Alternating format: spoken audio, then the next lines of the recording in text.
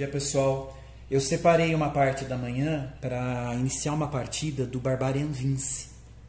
Tá? O Barbarian Vince, para quem não conhece, aqui é um manualzinho de regras. Tá? Ele é minúsculo, ele é um jogo muito legal para quem gosta, né, de jogos de história. Ele, basicamente, a gente vai utilizar aquele deck de cartas. Eu tenho impresso aqui o mapa do mundo dele, tá? Que na verdade são todas as cartas de mapa que a gente está aqui, né? Mais essa. A gente tem aqui um mapa principal. Esse mapa principal não precisa ser impresso, mas a maior parte do pessoal que joga, e eu também aconselho a imprimir, porque ele facilita bastante. Porque a gente vai ter, para visualizar onde a gente está dentro desse universo do Barbarian Vince. Tem uma miniatura, que também pode ser impressa. Ela é bem pequenininha para caber certinho. Então eu já estou deixando ela aqui separada, a gente já vai posicionar.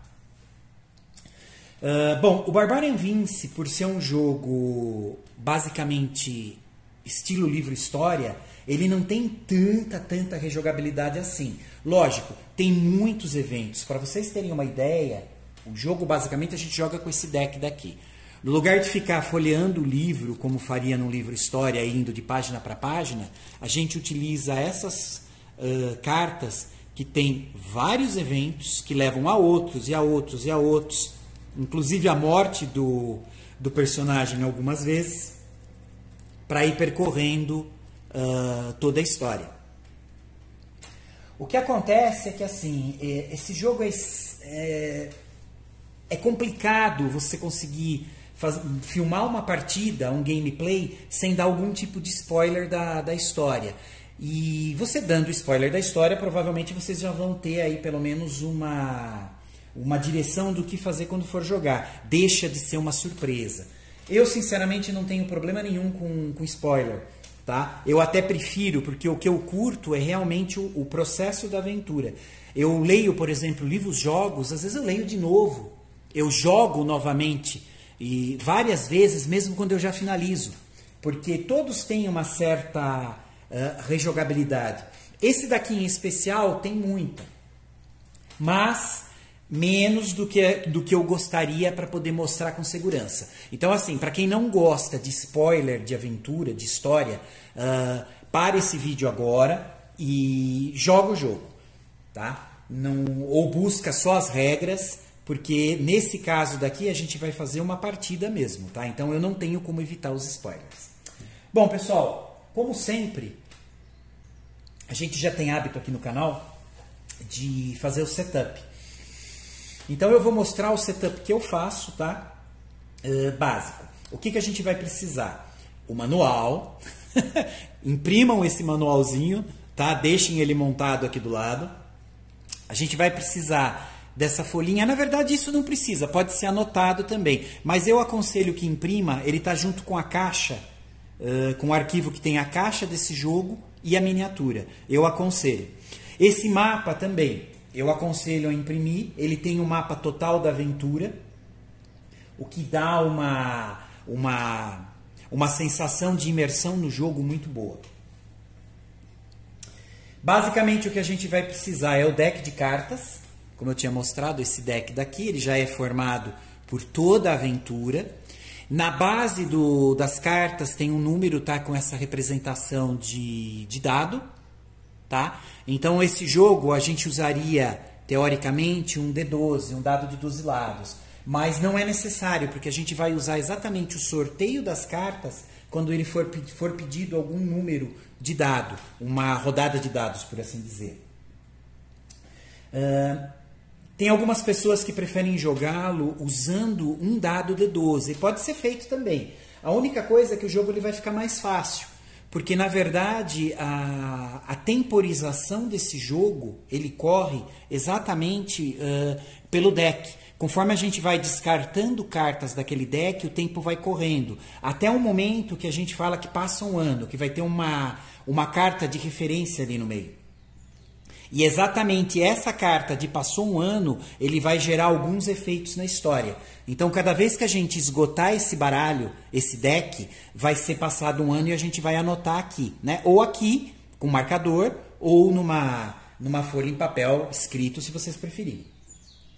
O que a gente vai precisar, basicamente, Se a gente pegar o manualzinho, ele vai dizer assim, essa é a aventura, tá? Essa tradução ela foi feita pelo Everton Barbosa, então esse jogo a gente tem em português, lógico, não é oficial, porém ela dá para se jogar muito bem e o Everton fez uma tradução muito boa do jogo. Bom, fica assim. O Barbarian Vinci é do designer Rocco Privetera, eu acho que essa é a pronúncia. Eu vou ler um pouquinho da história só para ter um flavor inicial, tá? Enquanto seu pai cavalga até o pôr do sol, você, Vincent, o bárbaro, olha a cidade de Uland, com a qual costumava negociar sob o olhar severo de seu pai. Agora você é maior de idade e deve buscar sua fortuna sozinho. Que tipo de aventuras você terá? Quantos lobos você matará? Há muitos lobos. Bom, ele dá uma introdução, tá? Ó, Barbarian Vinci é um jogo de aventura solo com cartas. Os únicos componentes necessários são o baralho de cartas e os lugares para assegurar, guardar as cartas durante o jogo. Essas daqui são as cartas de missões. Aqui em cima, onde tem essa fita vermelha, ela seria o tipo de terreno, basicamente. Aqui embaixo seria a informação dos itens, porque essa carta ela é bem montada a nível de design. Porque se a gente vira ela de ponta cabeça, aqui eu tenho o item. Então, sempre que a gente encontra o item, a gente pode manter a mesma carta, né? Só deixar ela virada com essa parte para cima para saber qual é o item. De novo, tá? Aqui embaixo a gente tem uma representação de dado. Quando a gente tiver que sortear algum número, literalmente rolar um D12, a gente vai sortear uma carta e ver esse número daqui. A parte do meio da carta, se vocês notarem em vermelho, tem os encontros.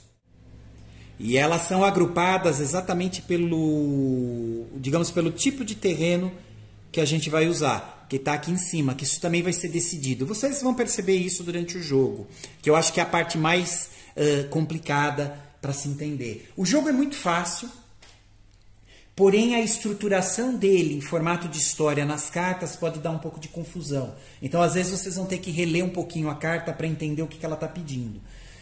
Bom, o setup, no meu caso, eu gosto de deixar os mapas, que são essas 6 cartas, fora do jogo. Eu não jogo com eles. Eu sei que muita gente vai falar que mas aí eu tiro o sorteio desses dados, né, desses números do baralho. Eu não me importo muito, porque, sinceramente, eu acho que a facilidade que eu vou ter tirando as cartas daqui compensa isso. Então, quem quiser jogar de forma normal, deixa as cartas com os mapas lá junto, embaralhado com o deck principal. Eu vou deixar elas aqui ao lado, tá?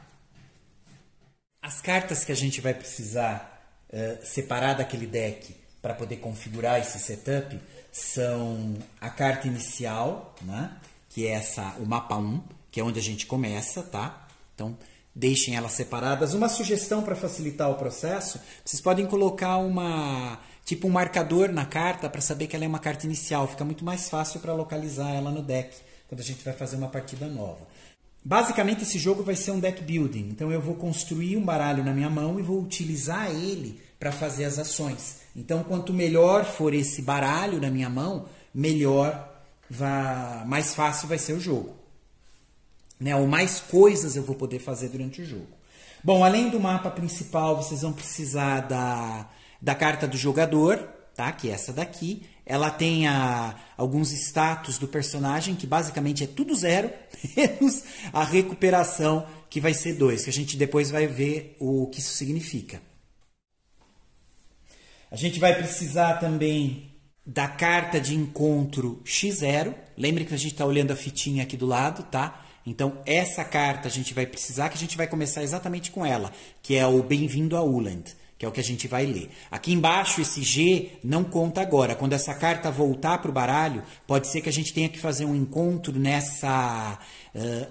nesse terreno que eles chamam com uma letra de G, que aqui no caso representa cidade. Aí a gente lê só esse trecho de baixo que vai ser o encontro. Agora, no caso, só interessa para a gente os X0. Deixa essa carta na sua mão.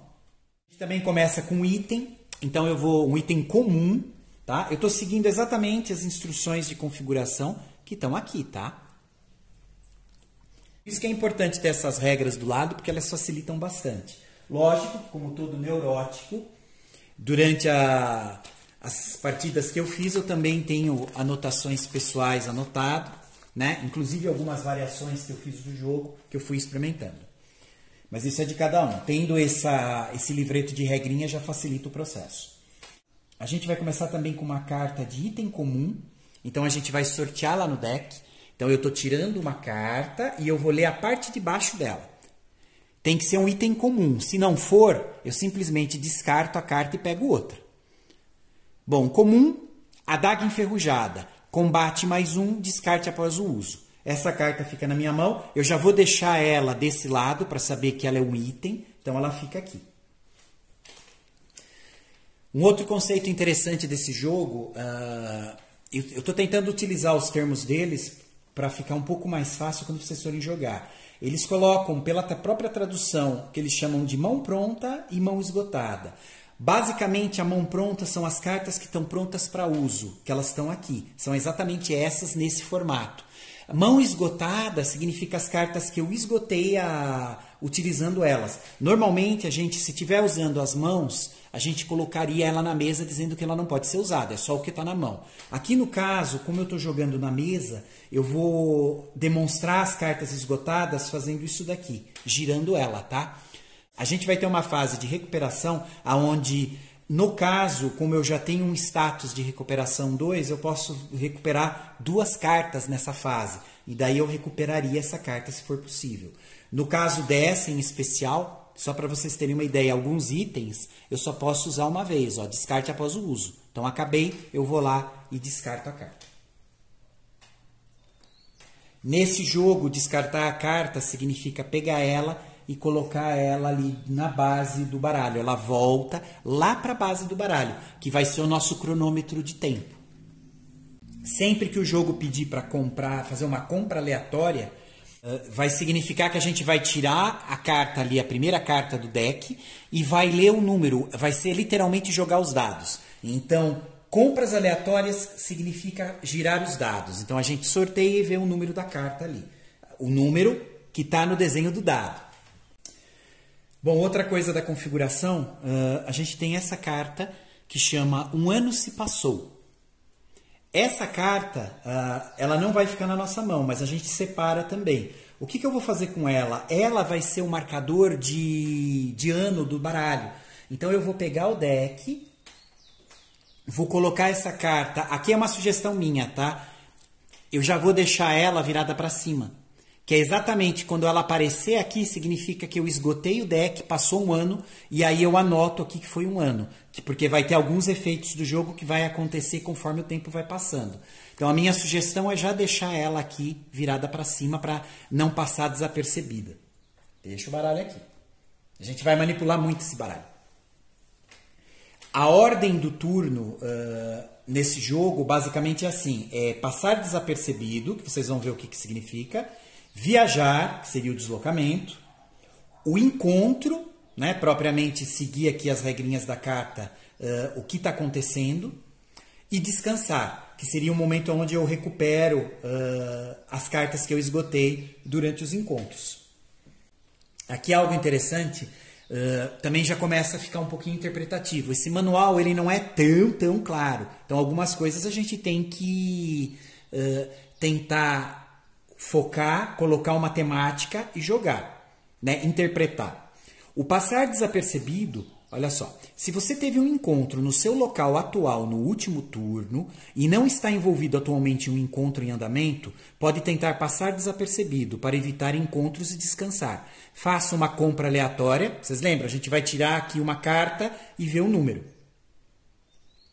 Se o resultado for igual ou maior que o valor de passar despercebido de sua localização, você passou desapercebido com êxito. Prossiga diretamente para a fase de descanso. Pule as fases de viagem e encontro. Se você falhar, continue o turno normalmente. Se vocês olharem ou o mapa geral ou as cartinhas de mapa, deixa eu pegar a minha mesmo aqui. Vocês vão notar que tem um número aqui. Se vocês notarem aqui nas planícies, a gente tem PO, né, que são os terrenos, por assim dizer. Quando eu tiver que fazer um sorteio de terreno, eu vou buscar cartas que tenham POO aqui em cima. Esse 7 ou mais significa que para eu passar desapercebido e poder descansar, caso eu resolva ficar nesse território depois de um encontro, eu vou ter que tirar 7 ou mais numa dessas compras aleatórias que eu vou ter que fazer. Isso que significa passar desapercebido. A gente vai ver durante o jogo que fica mais claro. Vou deixar essa carta aqui. Bom, a gente fez o setup básico, tá? Então, deck todo embaralhado. A carta de passar um ano tá embaixo, tá? A gente separou as 3 cartas iniciais, que é o mapa 1, a carta do jogador e o Bem-vindo a Uland, que é o X0, tá? Que é a primeira a primeira carta de terreno. E na configuração inicial a gente sorteou um item comum. Bom, pessoal, basicamente é isso. De novo, lembrando, eu jogo com as cartas de mapa fora do deck para facilitar o processo. Quiserem jogar da forma mais tradicional, essas cartas ficam embaralhadas lá. Mas quando eles pedirem para pegar, vocês vão ter que ficar procurando uma a uma. Outra coisa dessa configuração inicial é se vocês pegarem a carta Bem-vindo a Uland, ele vai ter aqui uma historinha, ó. Uland, cidade portuária e porta de entrada para a terra. Você está bem familiarizado com suas assombrações e os habitantes locais conhecem você. O capitão Ulu, que conhece seu pai, oferece alguns trabalhos rápidos adequados para um aspirante aventureiro. Tudo bem? Aqui já é o início da história. A gente vai começar com o personagem no Land, por isso que é legal ter esse mapa geral impresso. Podem colocar a miniatura exatamente nessa cidade de Uland, que ela é portuária, né? Ela está bem aqui no início. Por isso desse flavor na carta. Bom, basicamente é isso. Eu vou fechar esse vídeo, que foi só uma configuração básica da história, e a gente vai começar a aventura no próximo vídeo. Pessoal, até o próximo.